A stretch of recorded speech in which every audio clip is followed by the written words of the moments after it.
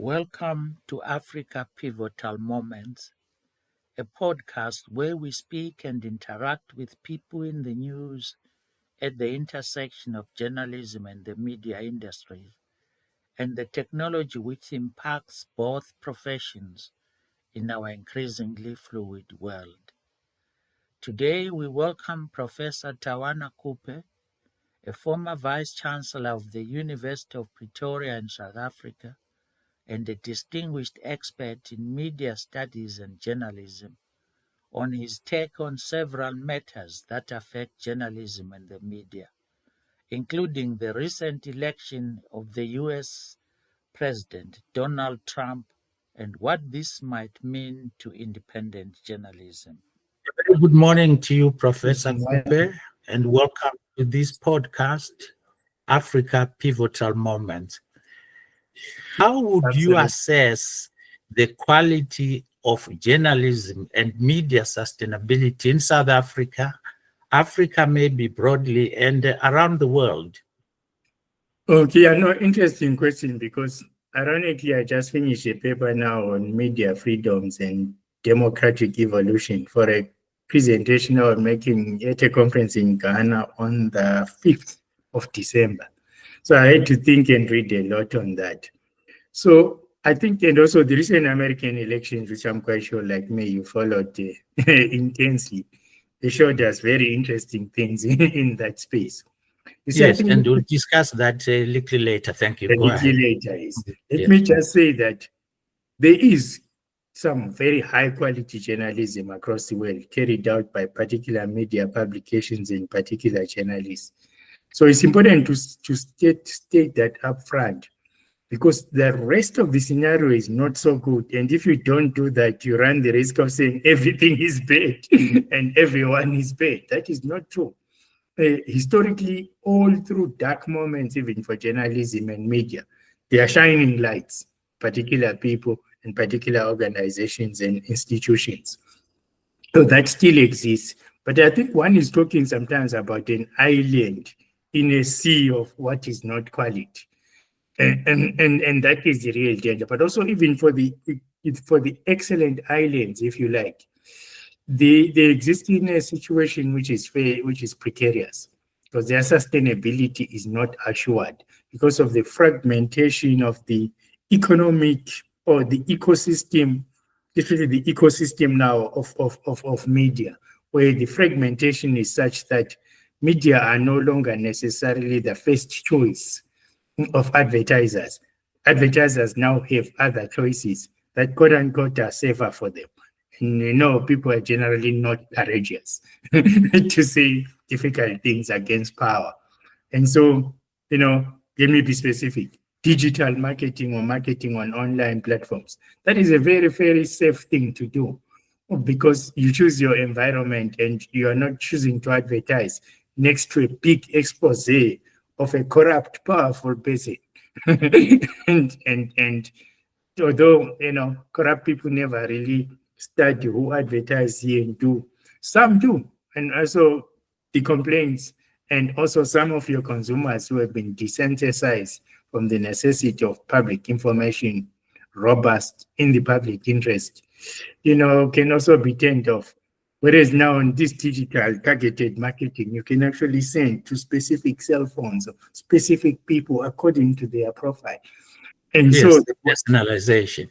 Exactly. So what is that doing is undermining the economic foundation. In fact, in this paper in Ghana, I'm going to be emphasizing to my colleagues here that I think that we tend to look at the political repression, and we should not underestimate its power, to censor and, in a sense, to if you like, to blunt the power of the media, to expose, to hold people accountable, to give people information.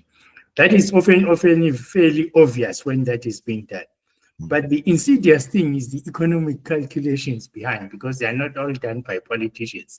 In fact, some of it is even done by audiences who choose to go to read things that they will say, no, I'm not interested in politics, I'm so tired. So they go and choose things online where there is not this material. So that, I think, if we don't study that very carefully in a nuanced way, of course, these things dovetail together. Political repression of media together with economic foundations that are also insidious and fragmenting and so on, all amount to one thing, is blunting the spear of the media. Yes.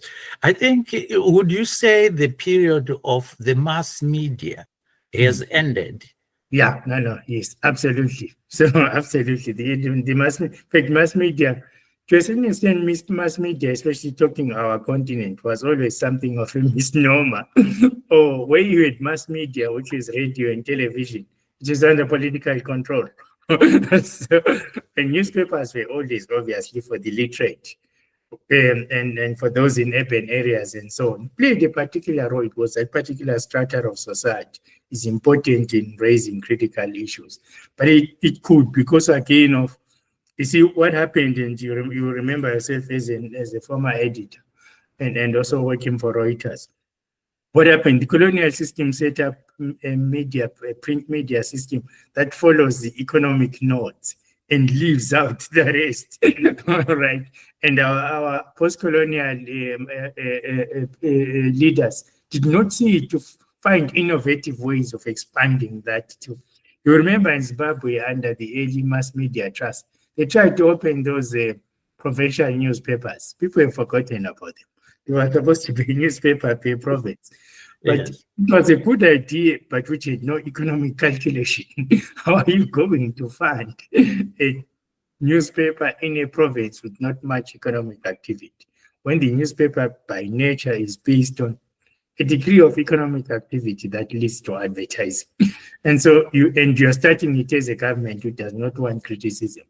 And but to the core of your question, so yes, the advent of these digital platforms, online, so-called online media, because the word media is also now used promiscuously. Everything is media now, like this idea of social media.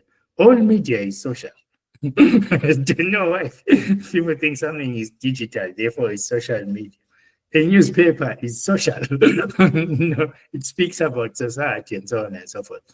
But so what has happened really is this fragmentation, the fragmentation has led to shrinking of print media in certain respects, and also fragmentation of audiences itself. So the notion of mass media now becomes a bit of a misnomer.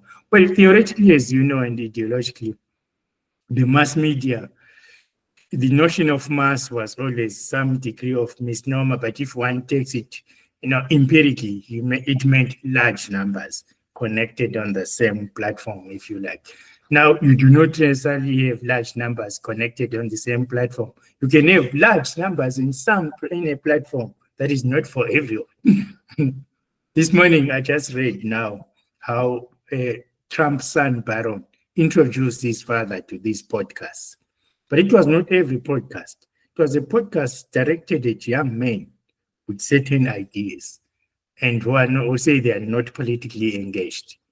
And one of them endorsed him just the day before the election, that Joe Rogan guy. And it garnered 45 million 45 million views. So it's large numbers, yes, but large numbers of very specific people. It's more like narrowcasting, not broadcasting. So the notion of mass as well fragments there. Yes, thank you. Maybe if we can turn to the elephant in the room in terms of the media, and that is the advent of generative artificial intelligence. Oh. How is the uptake of this in Africa, even including South Africa? And what is the future of legacy media under generative artificial intelligence? On the face of it, again, one runs the danger of just going all negative. On the face of it, artificial intelligence could actually be a useful aid for good journalism. Could check for you very basic things that you don't have to spend your time in, so you can sharpen your skills into, the kind of incisive things that you would otherwise miss for lack of time. But one here is looking at it as if it was benign or a positive element in its own. Most of these technologies and their applications are a double-edged sword. Yes, they could help you, but also when they take over what you do, then all better off. You don't know what they will do, and you don't know what you're hanging with. Because my first example could garner for you facts that you don't have to spend time looking for. But there are all of these things posing as facts out there now. Some of them that can be manufactured by artificial intelligence itself that you now could use, and then they turn around. I've read, I'm sure you have as well. In the last few days, I've read a few stories where very serious media got stuff that looked all genuine and factual and human. It was all manufactured, and then they used it. So you have an undermining of the factual basis of what media normally its basis should be factual. Here we're talking, of course, news media and such media like that. But then you're also now talking about artificial intelligence aiding those among our media fellows who are unethical using it in order to advance particular nefarious agendas and also Yes. advancing misinformation, disinformation. That whole paradigm is now much more possible than ever, and one can see there's an explosion of these things in there. But what that does also is confuse the public now. What is genuine? So you see, the large sections of the audience is now lumping everything together. All of this is, I mean, if you've read the Afrobarometer reports recently, that there's declining trust in the media because people say media spread misinformation and disinformation, but it's not all media that does that. It's not all journalists that does that. It's not all, especially, it's not the professional journalists who double check facts and so on. But now they're thrown into the same. That is why I often don't like the idea of social media, because for public not schooled, everything new, all of you are just social media now. Because also, the interesting thing, they're not necessarily wrong. Legacy media publishes in traditional platforms, but also online. Right. So why should, and they should receive it through WhatsApp and other similar media, Facebook and whatever. So why should they not go lump you all together? So that breaking of boundaries and if you like, undermining of the hierarchies. Professional journalism is not the same thing as somebody on their phone sending out what they hate as gossip and it circulating and it being forwarded many times. Yes, indeed. But I think one of the main challenges, of generative artificial intelligence has been, is hallucinations, which you have referred to. And this, as well as some intentional ways by wayward people to purposefully ensure they disseminate, disinformation. This is one of the biggest challenges. How do Absolutely. journalists and the media deal with this problem, which is undermining, as you said, the trust of people or audiences in the media? Yeah, well, nothing is really impossible, but this does look like an impossible task because the whole thing of generative AI is that we are almost at the beginning of what it can do. They are even generative AI 2.0, and it often feels like it's getting worse. But I think that, remember that the basis of the trust is that something has been verified in multiple ways, and that in the verification of in multiple ways, there are also not one person deciding that this is going to go. There is a carefully layered, hierarchy, for lack of a better word, where you're also checking each other. But in this space of generative AI, there isn't those layers, if you like. And that goes. So how do you strengthen that? It's also not just journalists, is that journalists are depending on a platform that is also well resourced, if you like. As you know, what's happened with many legacy media is that the owners are killing the newsroom or juniorizing the newsroom. People of experience like yourself are no longer needed. And it's not because of age, no, because age also means experience and ability to spot out certain things. Youngsters, as you know, these days, they don't have that same loyalty to profession. I saw it even at universities. Young people I hired were often flitting around from one institution to next, saying they I'll be promoted. I say, it's not greener, the grass is not always greener on the other side, but you learn nothing by moving from and targeting a promotion. A promotion is normally actually the accumulated knowledge and wisdom you have now that you can go to the next level and the responsibilities you assume.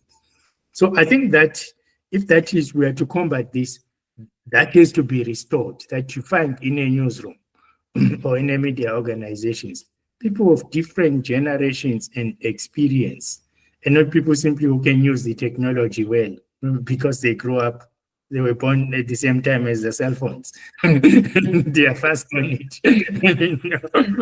There are certain things that they don't quite understand. It's about people don't realize it's also about understanding society. Age is not just being old. It's that you've seen many things that society tends. Right? That does not disqualify young people in that they might see certain things as they grow up. But that is how other people came up. So restoring all of those things is also, if you like, is also reconnecting properly with society. Because what we're talking about, this loss of trust, is a disconnect with society. And there's nothing worse for journalism and media if they're disconnected from society. That's what are you talking about here? Yes, precisely so, which in fact, if you refer to the earlier a reference which you made of not only the economic challenges which journalism is facing, is also facing the challenges of not relating to their audiences, of failing to provide them with the kind of news content which will make people want to say consume them. Precise. So there, as you rightly said, so there are many threads to this problem. But I want to move on then to the situation of generative artificial intelligence also being conceived, developed, and deployed by the, mostly the big tech companies without any consultation with audiences. What does that say to the future? Yeah, exactly. I mean, like the big tech companies have done something that is terrible. On the face of it, the potential of the technology should be the benefit of society and enable people to do things more easily and more cheaply even and so on. But what has the big tech companies done? Hijack or capture, the most famous word here in South Africa, capture the technology and its potential and directed it for means of making money for themselves. Because it's no accident, actually, that in the top 10 list of the richest people in the world, these people run tech companies. Yeah. And also, the American election, I read yesterday or today that the American elections that they made them even richer inside 24 hours of the results. Elon Musk got another 12 billion US dollars. Yes. So again, it's not for the public good, because journalism and media most hallowed or valued effect is that if they work in the public interest and for the public good. And so technologies that could be used in the media space should be advancing the same. But here you have technologies that work very much in the self-interest of others. From the tech brothers, because all of them are men, actually. The tech proves, right? And to those who also downstream get the technologies. People do disseminate misinformation and disinformation. It's not for the public good. It's in their own self-interest and so on. So I think that what you are looking at is a poisoning of society by something that should be in the public good or in the public interest of society. And again, I mean, as you ask your question, it's concentrated in a particular geography of the world. It's not global. I read a book recently when I was still in France. It's called Digital Empires. Yes. by this professor at Columbia. Mm. It's interesting that Europe has not actually produced any of these big tech brothers, but what they've relied on is heavy regulation by the EU, which almost everybody copies when they want to. It's China and the US who have the tech brothers. And in their competition there, they are reluctant to regulate these in the public interest.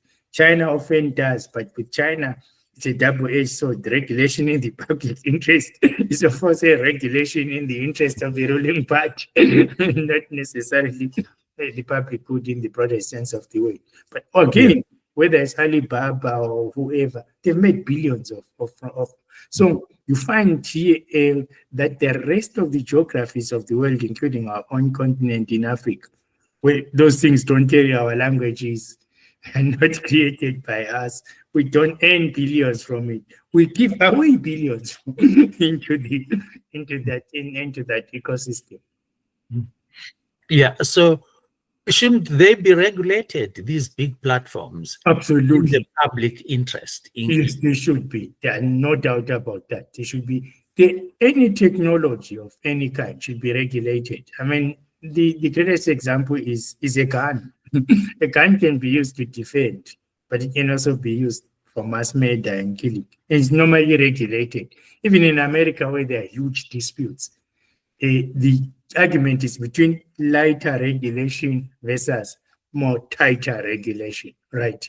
So anything actually that has the potential to do good or harm needs to be regulated. Yeah. And anything also, I would say, that someone can make billions out of. And as we saw in the recent American election, one of them might be responsible for actually the winner. At least in one particular swing state, Pennsylvania. Yes, indeed, which takes us to the issue of the American elections and, what the re-election of Donald Trump means for a free and independent media. He has been quite outspoken against the media. And in fact, during his recent campaign, he was even saying he didn't mind journalists being shot and so on. So what does his re-election mean for a free and independent media? So let me start with something that might say to give Donald Trump the benefit of the doubt. Let's say perhaps he was joking, and I saw an article where one of the spin doctors was saying, no, he wasn't saying that.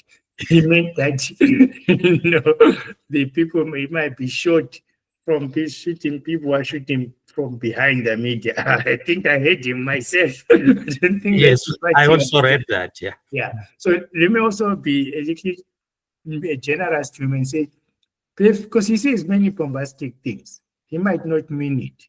But careful what he says, because some other people will mean it, because they already do it. They kill journalists and they kill media and they arrest journalists. So whether he means or not, saying it into this atmosphere, it's like the example of shouting fire in a crowded theater. Yes. Even if you are joking, people might die because of the stampede, people trying to actually live. So he gives cover, or a joke like that gives cover to people who might actually want to do it. Just generally, the effect of a person like Donald Trump, who trashes all of the norms of democracy, publicly, is that I always say to people, even last time in 2016, that dictators were dancing on their coffee tables. Yeah. Why? Because America created the myth of being the freest democracy in the world. If somebody in America now who wins elections says, to hell with democracy, I mean, what do you think dictators are going to say? And this is a president, yes. Or would be president. Yeah. Yes, yeah. But they're going to say, I told you, this democracy thing is a lie.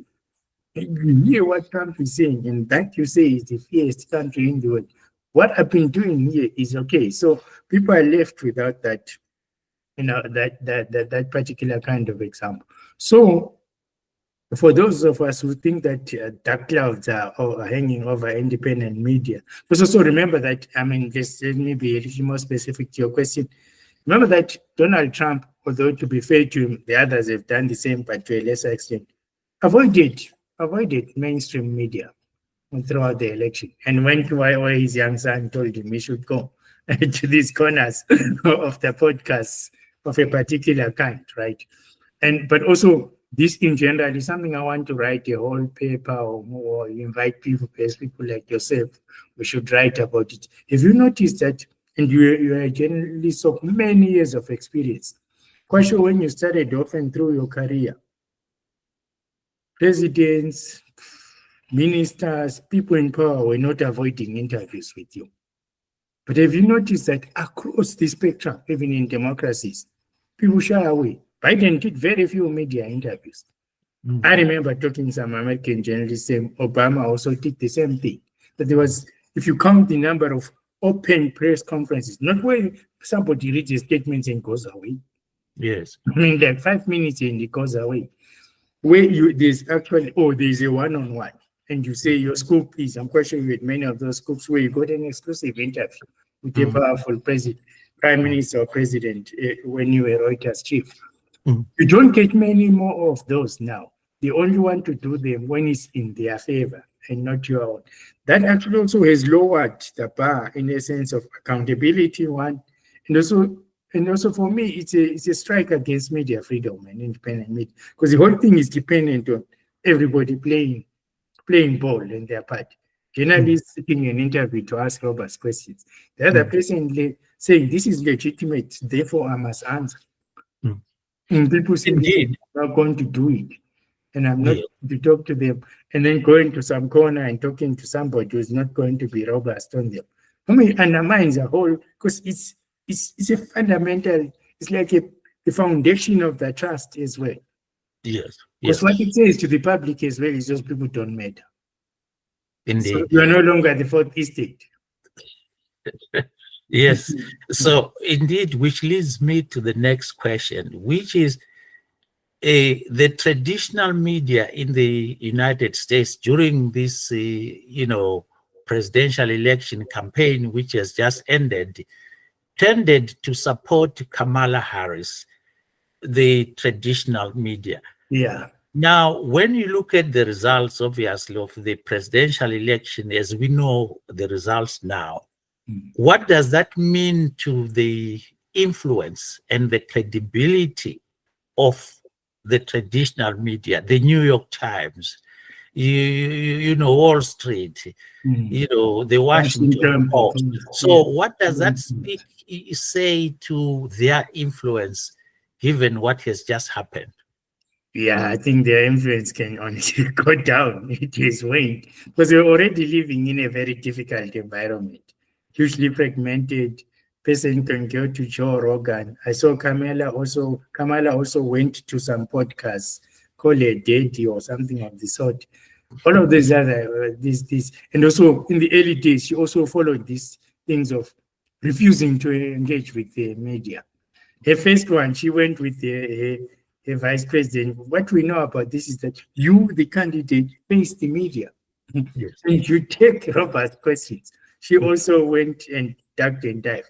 But they also tried to, especially New York Times, which is what I read every day, they tried to, hide all of those things and almost like pump it up. You and I have been around here in this continent for many years. We know that kind of reporting where people ignore obvious problems about a candidate or a situation. We know what that is. That is not good journalism. It is not good journalism. It borders on propaganda and being an extension of that person's communications outfit. But again, in a situation where you've already been distrusted, where Donald Trump is already saying you are fake, you compound the reputation and the problem and the image. Yeah. Yes. Finally, sir, the role of Elon Musk in helping Trump to his presidential victory. Yeah. Okay. Yeah. So that is something is, although let's be fair, is that American elections have always had this element of money. And when that the Supreme Court passed, I can't remember, the Citizens United, where controlling how money flows into politics, all regulation was loosened hugely. it created a situation for the Elon Musk to be much more active now. But he took it a step further, because typically what billionaires and millionaires did is they donated money and watched what their money was doing, sitting on the couch. Or if they did things, it was behind the camera, behind the scenes. But here, Elon Musk did something new. That's why I'm saying he took this thing to the next level. The guy literally left his office on his day job and went into Pennsylvania, opened a campaign headquarters, and put his team and money into actual campaign, and went to rallies and addressed rallies. He was about the only billionaire among those who gave money on both sides, who literally went to a rally, took a microphone and jumped into the air. Yeah. But for me, he was exposing what was already happening behind the scenes. But he took it to the next level, in the sense that, you know what people are about people who are rich. In general, people want to get rich. And they often admire rich people for that. But when they see a rich person doing that, especially for young men who see him as a model, they were like, that is where you vote. Elon Musk, because he must know something. This guy is rich. This guy is done. He sends rockets to Mars. He's selling them electric vehicles. He runs the Twitter, the X as he calls it now. I mean, there you saw a confluence of a person, because now we have to accept X is media. It's a media platform too. Then his billions, and his companies, then his physical self into the mix. And also he was announced even before that he's probably going to be a government official. Yes, indeed. We did note that, him allowing X to be used by what some people think was to spread, propaganda and so on. But that's what happened. And he was also giving donations. You remember the 1 million. The lottery. He was all of that. And as we see now, the results, especially in the pivotal, Pennsylvania, what has happened there. So really a big influence he brought onto the Trump campaign. And Trump, when he was declaring victory earlier this week, he praised him as a genius. As a genius. No, it's a genius. But also the other thing I was thinking about is, I was waiting to talk with you, is Kamala Harris didn't have an Elon Musk who was with her and went to Pennsylvania, but she got more money than Trump. 1 billion. She raised over 1 billion. Yes. And then lost. So